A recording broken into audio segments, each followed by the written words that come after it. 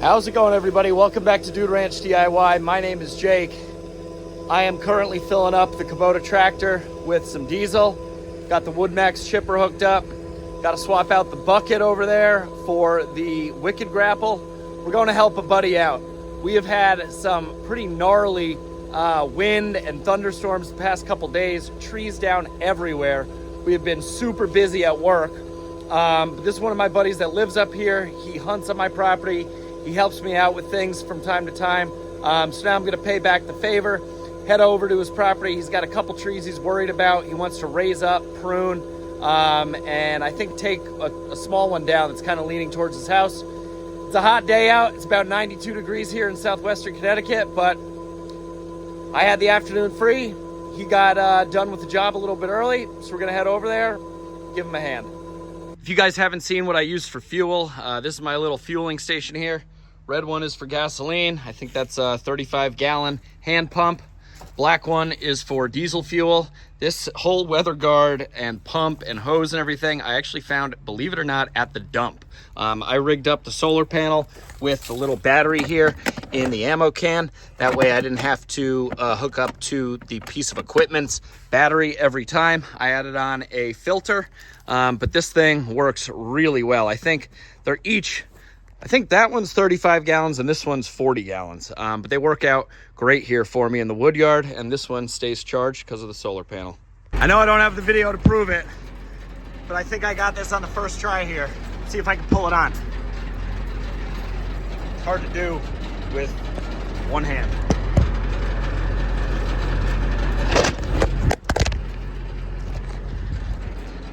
Boom, we got it. This truck does not have backup cameras, and honestly, it's tough to hook up by yourself, but there we go. All right, guys, we're here at Kyle's house. Wave, Kyle. He's got this tree. Well, here's the house, first of all, over to my right. He's got this tree that's leaning and, you know, going right towards the house. So I'm guessing you don't want to get hit at night while you're snoozing. While we're banging. Yeah, oh, okay. Well, this is YouTube. Let's keep it PG. And then he's also got this multi-liter red maple. It's just the whole tree is going to come down at some point, but he just doesn't have room for all of the wood right now. You can see he actually borrowed my RuggedMade splitter over the winter time, and it looks like he needs to borrow it again. He's got more rounds to split up, and he's going to have more after today. But we're basically just going to take the majority of the stuff that's leaning out over the driveway and towards the house, stuff that, you know, could potentially fail in a windstorm. So I'm going to set a line up there, cut them, and drop them down into the driveway. We might have to rope some stuff because he's got a salt spreader, or a couple salt spreaders over there. He's gonna get his truck out of the way, and then we're gonna fly chip with the WoodMaxx chipper into the woods. So that's the game plan. All right, guys, so I'm trying to find my tie-in point here, and because this tree splits so many times, there aren't a ton of great tie-in points. But I did come across, if I can see it, yeah, this one, where's my finger? Right there.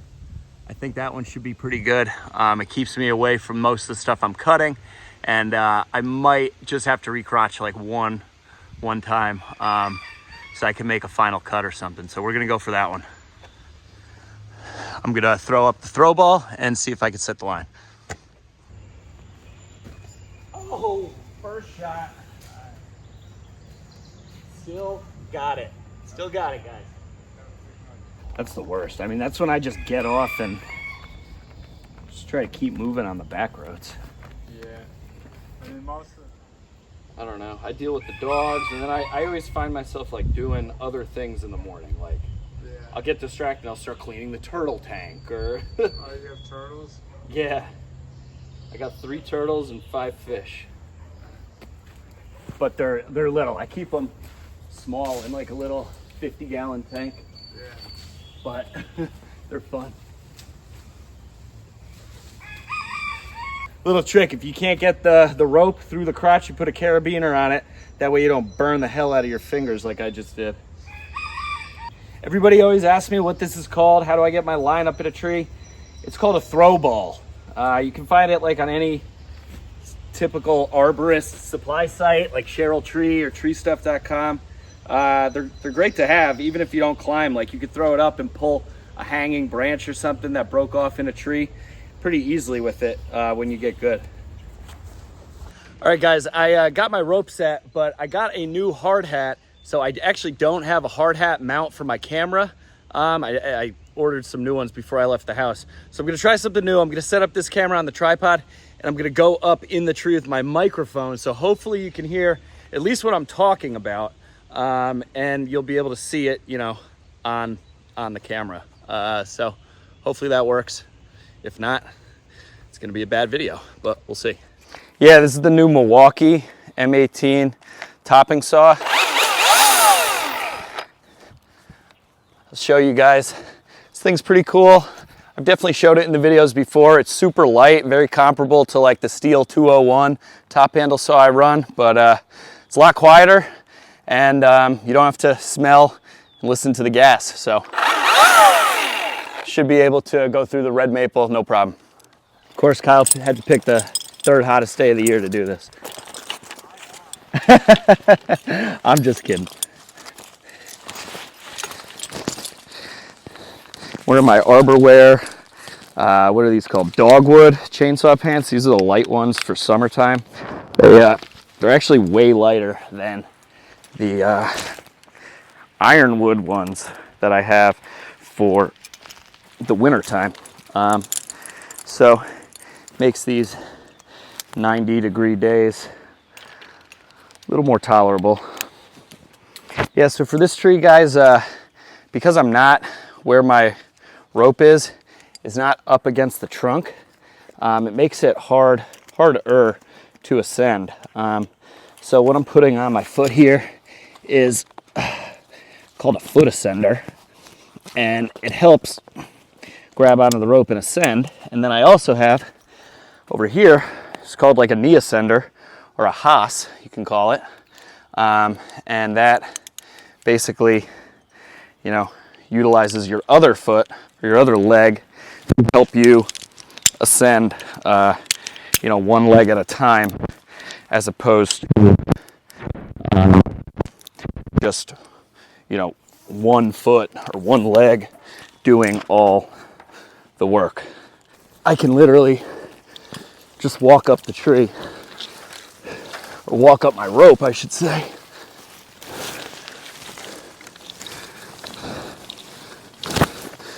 with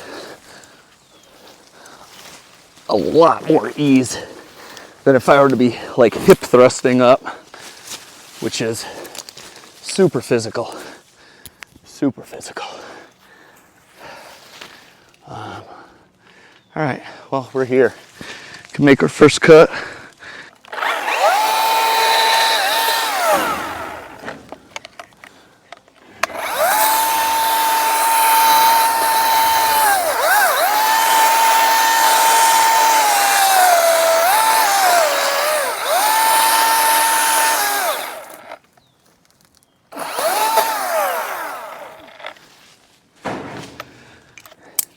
Now I'm gonna pull myself over to the tree and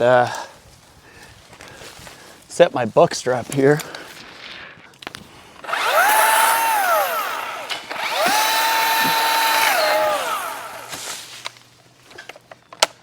There we go. Gonna reattach my foot devices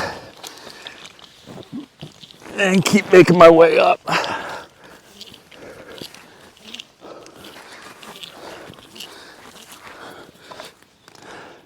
Oh, it's got some gypsy moth up here.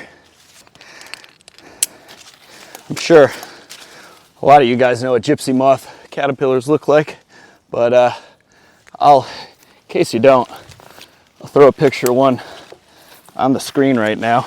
It's definitely worthwhile to know. If you see them, kill them.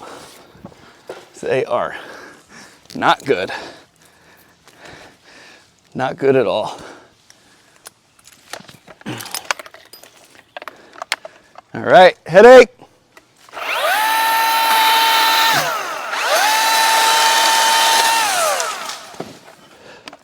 Again. Again.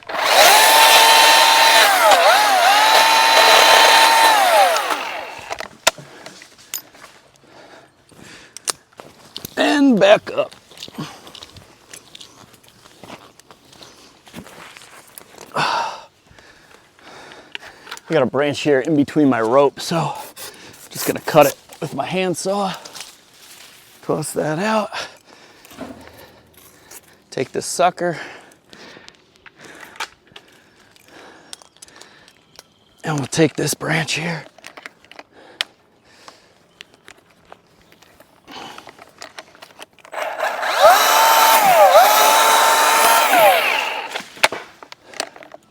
Okay. Now, if you guys could see, there's this whole leader here that I'm kind of shaking with my foot that goes out this way.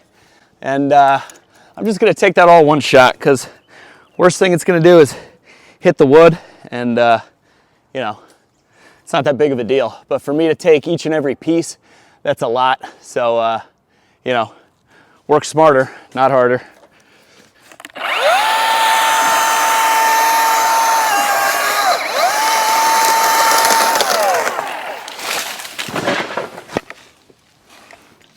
One big part down. Keep heading up.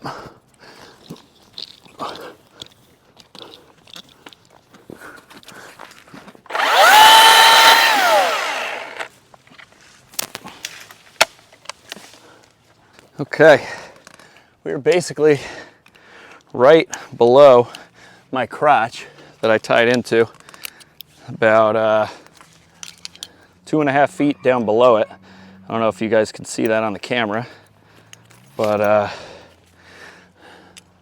that's pretty much it. So now I'm gonna need to take off my foot ascenders here so I can have full grip of the trunk of the tree, because now I'm basically gonna be, you know, doing your more standard climbing. There's a big crack in this right here where this leader goes off. I saw that from the ground. That's why I tied into the main trunk here and not this one.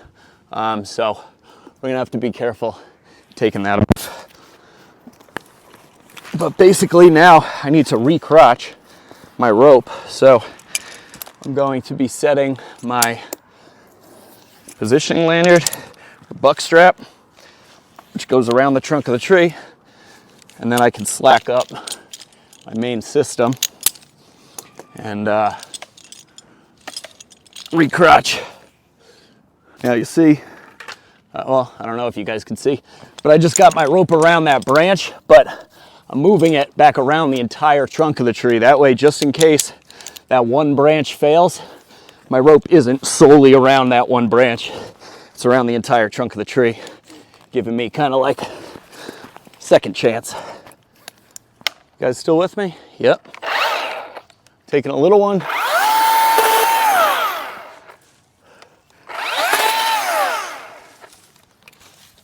Taking a bigger one.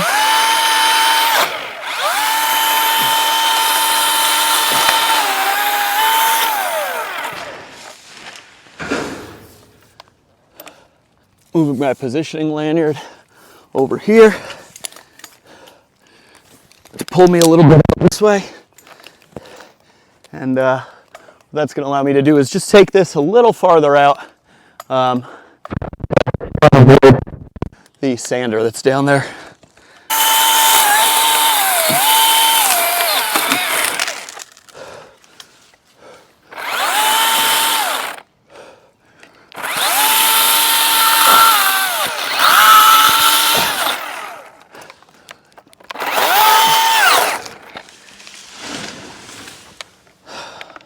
So we're looking pretty good now. Again, putting my rope around the whole, you know, trunk, although I wouldn't call it a trunk. Tying into something that's about 4 inches thick. But, you know, just gives me a little extra shot. When you're up here, you need all the help you can get. Trust me.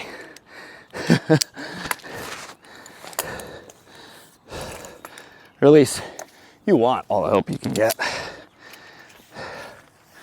Hopefully the audio sounds all right. Might be some heavy breathing, but again,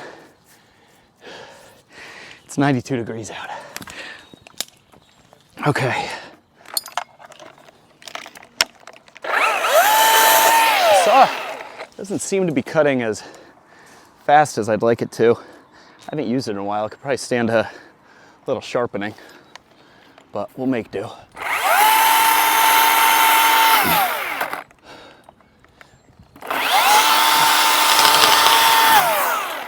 They're all kind of peeling, but that's actually okay because it kind of gives you some control of where it's going to go instead of just snapping.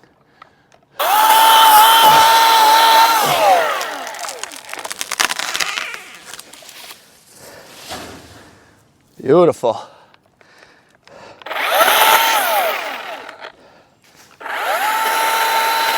So you can do something like that called peeling cuts, where it peels, it takes most of the momentum out of it,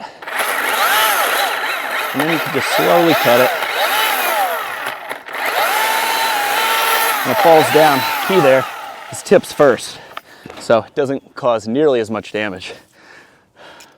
That's pretty much as high as I think I really need to go. It was really just these leaders, right? Yeah, those two. I mean, that one you can leave. You want me to leave this one or take it? It's up to you. I mean, I'm here. Go for it, then. Okay. The man said go for it. So, here we go. Another little peel. Little banana peel. Kind of like Mario Kart. All right. Now, because all these have been peeling, I'm going to box this one. Give it a little direction. Try and box it more towards the driveway. But because they've been peeling, putting in what's called kerf cuts on the bottom. So my box is right here facing this way, and you put a cut on the left and the right, especially for like pine and stuff, because the bark tends to peel, like I said, and I'm tied into this leader. So worst case scenario, this thing could go and peel the bark, and it would potentially rip my rope down with it. And therefore, if it rips my rope, it's gonna rip me down with it too. So extra safety, kerf cuts. Here we go.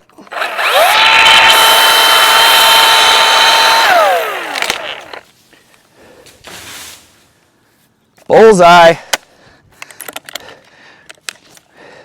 We got the Kyle thumbs up of approval. Oh, actually, my kerf cut worked. Geez, I wish I had another phone with me, but basically right where my hinge is, on the side closest to me, it peeled out all the way down right to my kerf cut. It ripped the bark, the fibers of the wood ripped the bark, so it wasn't like it was peeling the bark, but my kerf cut did something there, so it wasn't for nothing. All right, now start heading down, we'll chunk down this wood.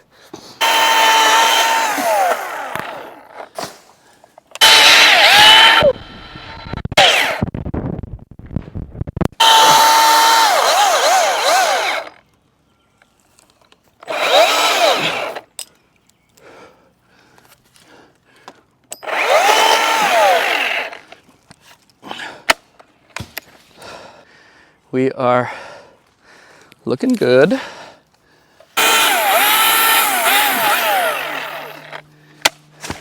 Okay, so looking at this now, the next crotch that I have to tie into is pretty far below me, and I'm not wearing my spikes because I didn't know to what extent we were taking this whole thing. So because I'm not wearing my spikes, it's kind of hard to keep a grip on this slippery red maple bark. So I think what I'm gonna do here is try and set my rope in this other back leader over here, which would allow me to at least be tied in over there, and you know, I won't have to worry about my rope kind of being in the way. So I'm gonna try to do here from the tree. We'll see if it works. I don't want to just send massive piece of wood down onto his driveway, because that could end up in his driveway. Oh, so close. If I don't get it this time, I'm gonna have him throw me a pole saw. There we go. Now, I'm hoping I can reach that with my hand saw. Yep. Beautiful. Just like you read about. Tree Climbing Magazine. Okay, so now you can see, guys, I'm tied in over here, even though I'm working on this step over here. Well, guys, it appears as if I lost audio here once I got back down to the ground, but I was letting you know that my camera overheated, so it did not record all of the rest of that first tree removal, at least the wood part, but at least the microphones worked while I was up in the tree. Go figure. Of course, they don't work when I get back down on the ground. But it was super hot. I was taking a little break here, and then we were going to clean up and chip up that first tree and start working on the second one.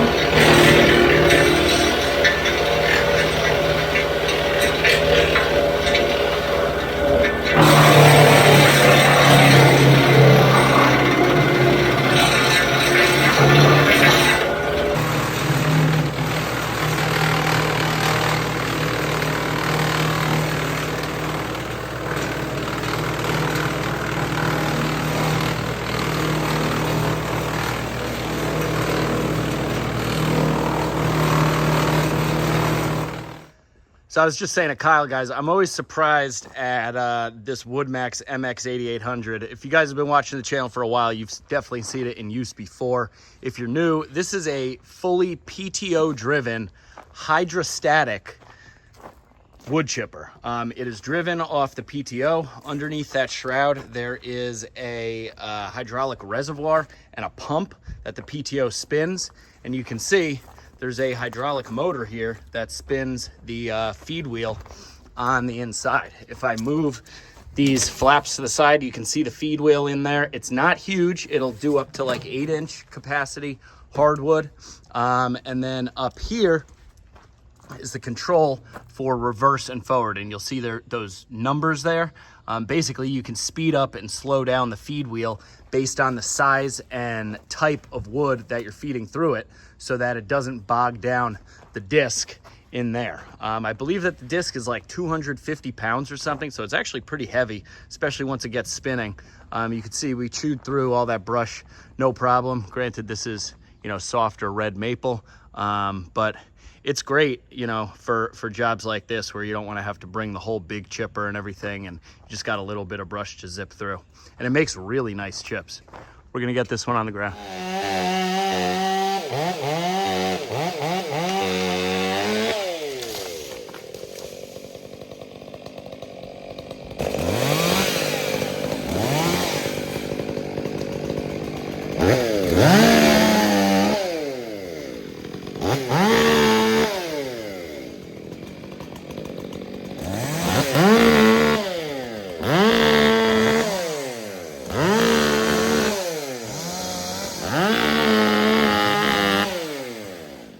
How'd I do? Not bad. Came pretty close to the walkway here, but we aimed it right for this corner. Oh, look at that. We didn't even touch the garden. Professional. All right, get it cleaned up.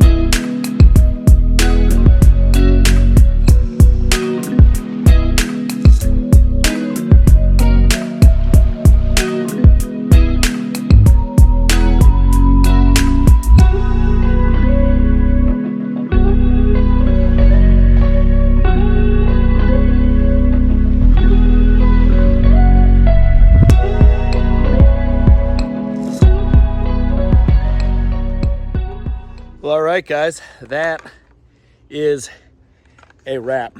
You'll see, rocking my new Protos helmet. This thing has been awesome so far. I got the Cena hooked up so I can talk to the guys at work. But let me show you what we got done. Got everything all chipped up, most of it blown across the little stream here. Kyle's working on getting the rest out of there. But if we get another rainstorm like we've been having, all this will wash away in a jiffy. So yeah, it looks a lot more open back here, guys. Obviously nothing really looming over the house, so I'd call that a win. He's gonna do a little final cleanup here with his blower and rakes and stuff, but I'm gonna load up the tractor, head on home. I'm hungry, ready for dinner. Just wanted to reiterate, this WoodMaxx, I love this thing. I don't use it super often. I've had it, you know, basically since I got the tractor, and it's just perfect for jobs like this where, you know, I can just hook it up nice and easy, be one self-contained unit, able to move and pull over trees and stuff and pick up logs with the Wicked Grapple and chip up everything that we cut down with the WoodMaxx chipper. If you haven't seen other videos I've done on this thing, go back in the history. I've done a bunch on it. It works really well. They're made in the United States up near like Buffalo, New York, upstate New York. And they're a great company to deal with. So check them out if you got a tractor. I think they make ones that work with tractors as low as 19 horsepower at the PTO. My tractor, I believe, has about 35 horsepower at the PTO. So it does a great job running this thing, as you guys saw, and the rest will be cut up for firewood.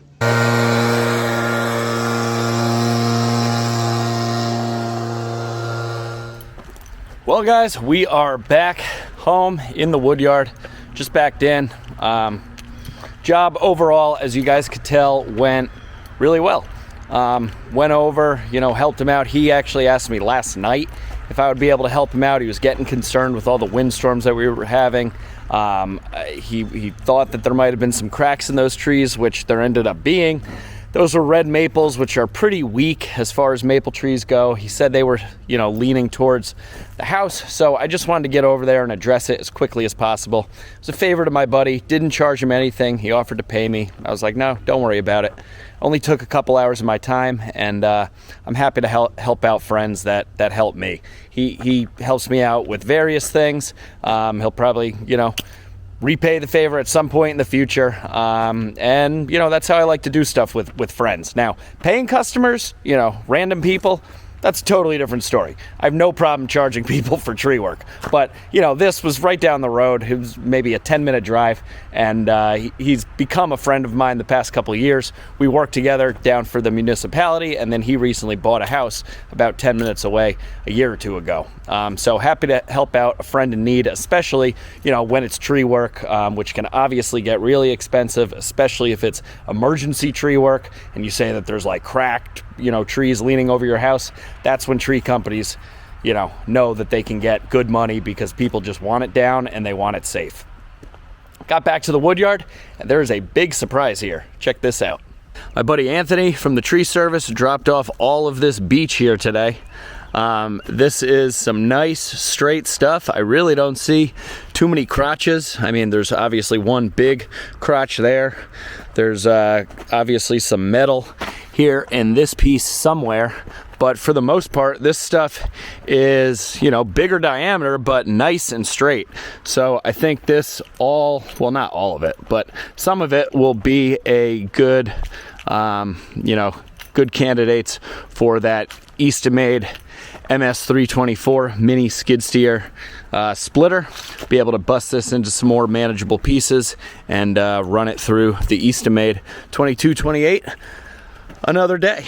So I'm excited about that. I'll have to get that all stacked up at some point, maybe tomorrow, because I am calling it a day. I am tired. So as always, guys, if you like the video, give it a big thumbs up. I know I'm sorry that about half of that removal got cut out there just because the camera overheated, but bear with me, you know, I was there by myself. But let me know if you liked that format. I mean, I know there weren't a bunch of different camera angles when I was actually doing the climbing, but it seemed to work pretty well with me putting the microphone.